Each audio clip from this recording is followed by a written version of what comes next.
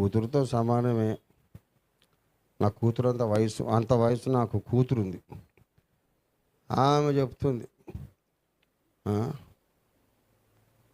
ఒహోలా ఒహోలిబా, యెహెజ్కేలులో ఉన్న ఒహోలా ఒహోలిబా అనే వచనాలు, అవి అధ్యాయాలు స్త్రీ యొక్క అంగాంగ వర్ణన.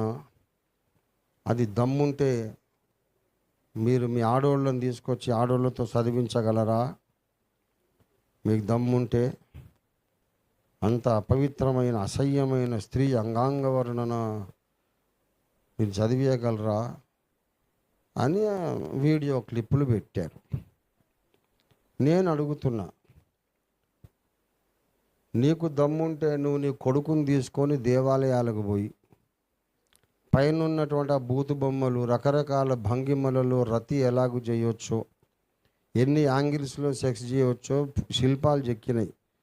నీ కొడుకుని తీసుకుపోతే వాడు అడుగుతాడు, మమ్మీ ఇదేంటిది, ఈమె ఇట్లా నిలబడ్డదేంటి, అదే వాడు అట్లా ఉన్నాడు ఏంటని అడిగితే నువ్వు చెప్పగలవా నీ కొడుకు?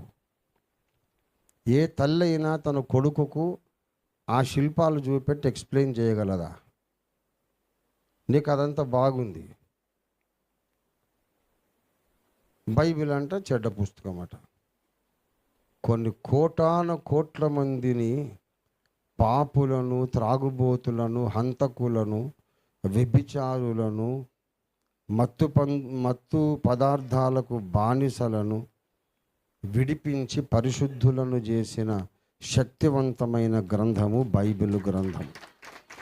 ఆ ఒహోలిబా అనేది అక్కడే చెప్పాడు, ఇశ్రాయేలుకు సూచన, యూదా జనాంగమునకు ఇశ్రాయేలుకు సూచన. రెండు జనాంగములకు సూచన. నిజమైన ఆడోళ్ళు కాదు వాళ్ళు, నిజమైన స్త్రీలు కాదు. ఉపమాన భాష అంటే అది బైబిల్లో తేటగా చెప్పాడు. దాన్ని పట్టుకొని నువ్వు అట్లాంటి మాటలు ఉంటాయా అంటే, మాటలేం కర్మ. అసహ్యమైన భంగిమలు, అనేక రతి భంగిమలు గుడి నిండా చెక్కుకొని కూర్చున్నారు. తాపీ ధర్మారావు గారు ఒక బుక్కే రాశారు, దేవాలయాలపైన బూతు బొమ్మలు ఎందుకు అని రాశాడు ఒక బుక్. మీరు చెప్పించుకొని చదవచ్చు. అది విశాలాంధ్రలో దొరుకుతుంది, ఇప్పటికీ విశాలాంధ్ర బుక్ హౌస్లో దొరుకుతుంది, కొనుక్కొని చదవండి.